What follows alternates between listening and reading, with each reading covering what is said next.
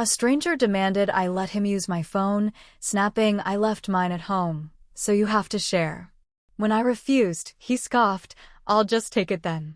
Moments later, a police officer stepped forward and grabbed his wrist.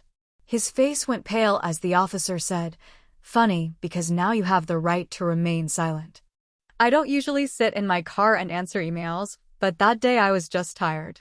Tired of people, tired of being at home, tired of the noise in my head. I just needed a few quiet minutes.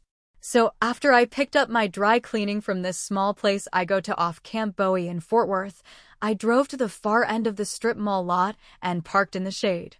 My plan was simple: sit, breathe, send off a few emails to clients, maybe scroll for a bit, then head home and pretend like I was being productive. That didn't happen.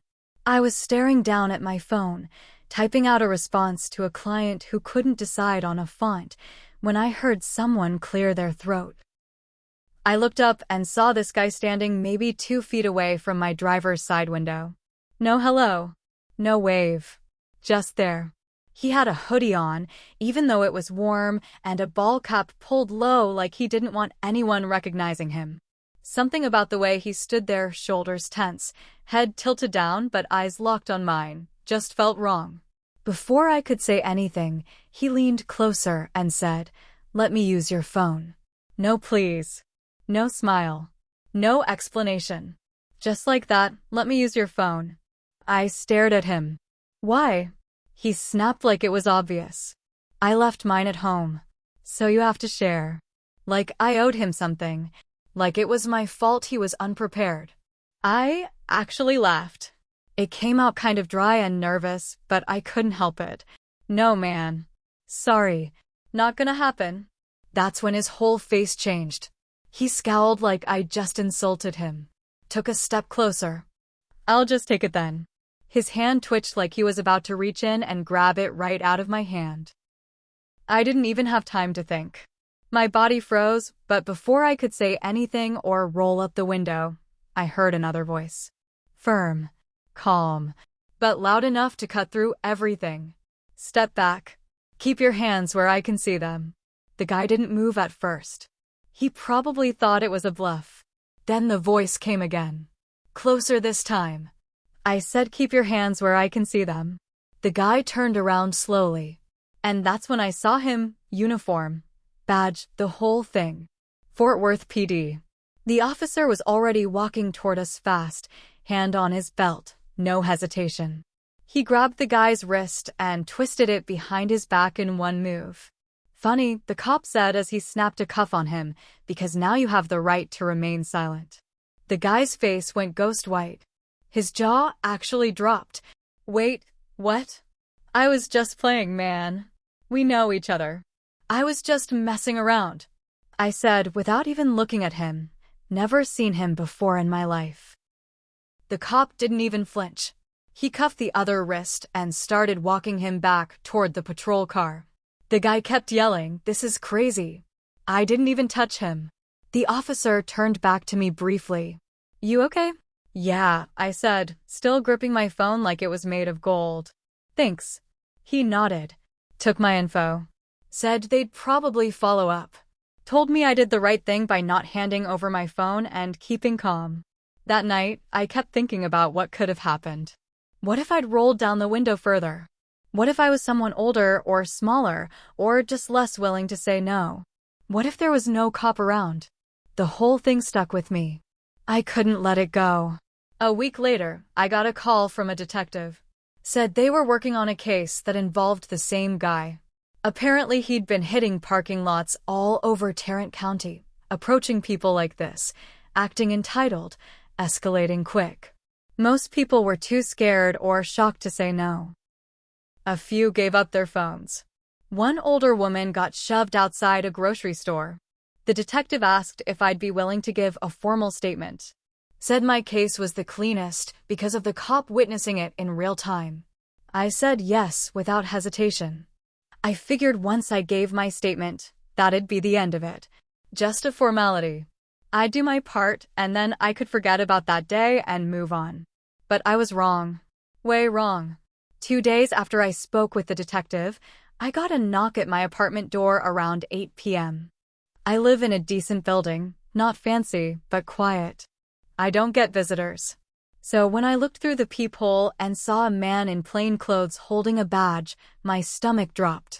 "Mr. Mercer?" he asked when I opened the door. "Yeah," I said slowly. He flashed the badge. "Detective Keller. You got a minute?" I stepped aside and let him in. He looked serious. Tired, too. "We've had some developments," he said, sitting at my small kitchen table. "The guy who approached you, name's Travis Delton. He's part of a bigger mess than we thought." He pulled out a small notebook. "He's not just some low-level thief. He's been using the phones he takes to access bank apps, steal identities, even get into email accounts and reset passwords. Some of the victims had their accounts cleaned out before they even knew what happened." I leaned back, shaken.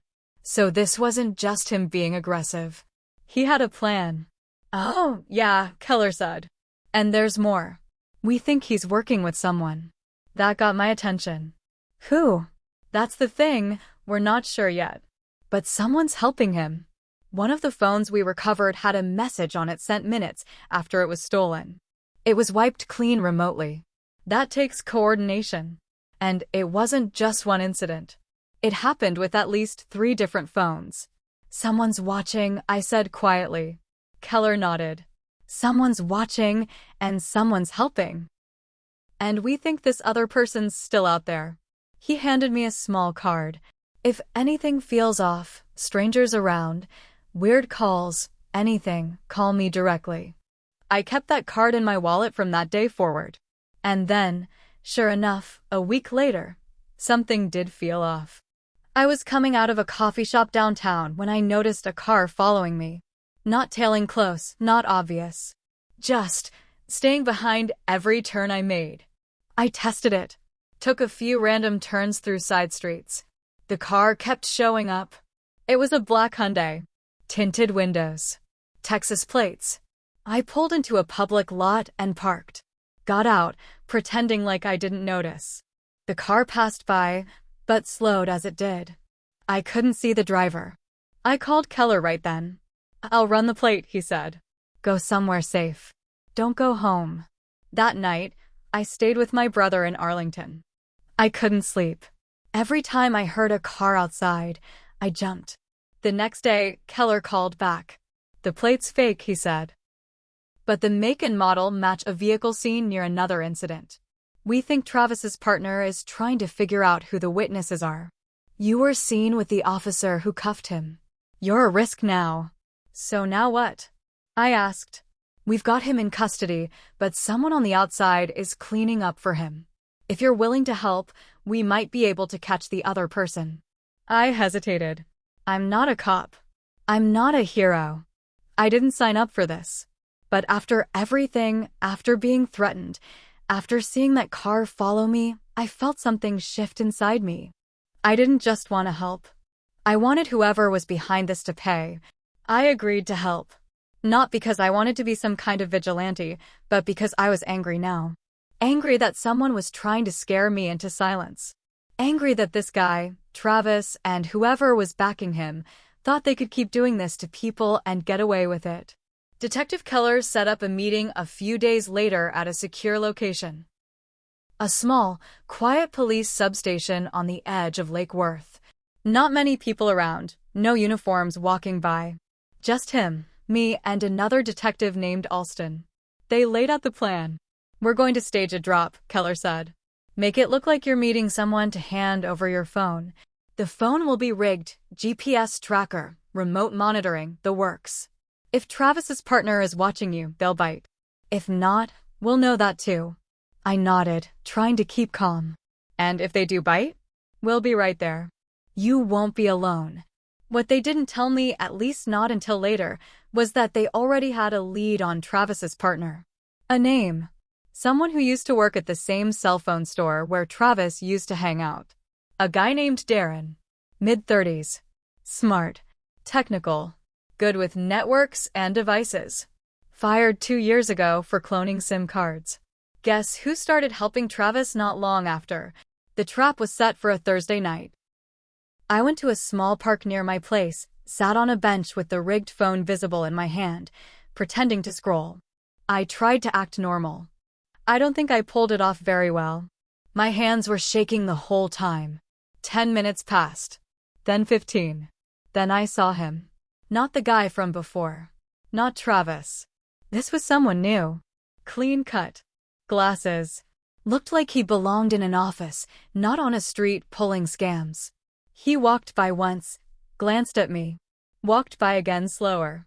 Then came right up to the bench. "Hey," he said, smiling like we were old friends. "Battery's dead. Mind if I borrow that real quick?" Just like Travis had done. I smiled back, keeping my voice calm. "Actually, I've got a call coming in any second."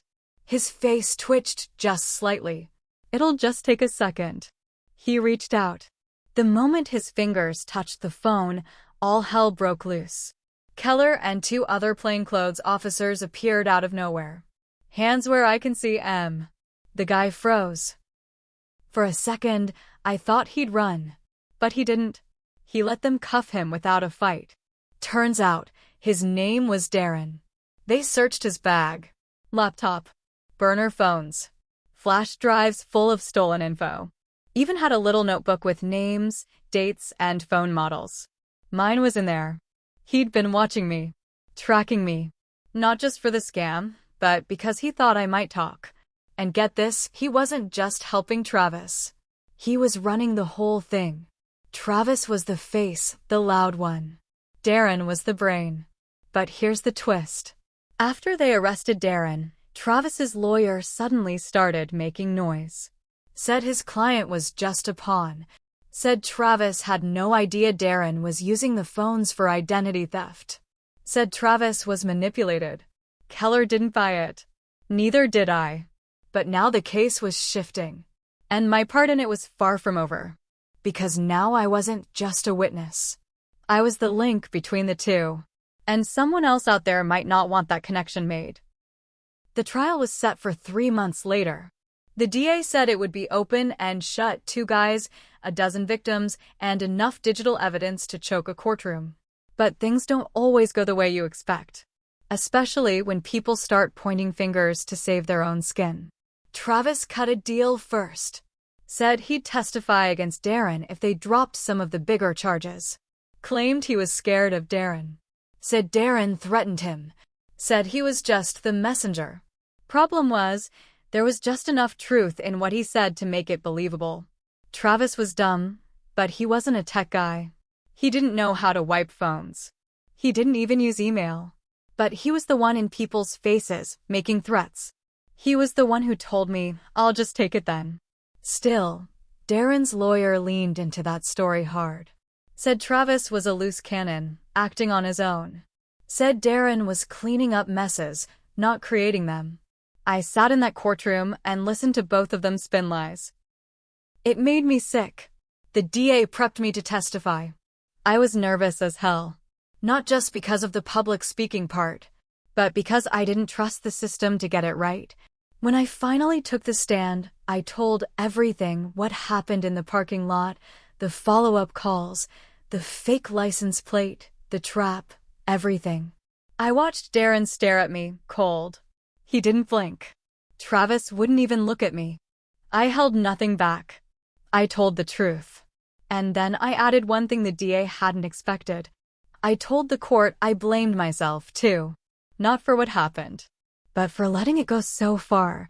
I said I could have walked away after it happened. I could have said no when the detective asked for help. But I didn't. I wanted revenge. Not justice. I wanted to see someone suffer the way I almost did. That quieted the room. The jury looked at me differently after that. When it was all said and done, the verdict came down. Travis, 3 years. Minimal sentence. He took the deal, cried in court, said he'd found God. He was out in 2. Darren, 18 years. He didn't flinch when they read it. Just stared ahead like he'd already made peace with it. But the story doesn't end there. Because about 6 months later, I got a letter in the mail. No return address. Just a scrap of paper inside. It said, "You should have minded your business." No name. No signature. Just that one sentence. I gave it to the police. They shrugged.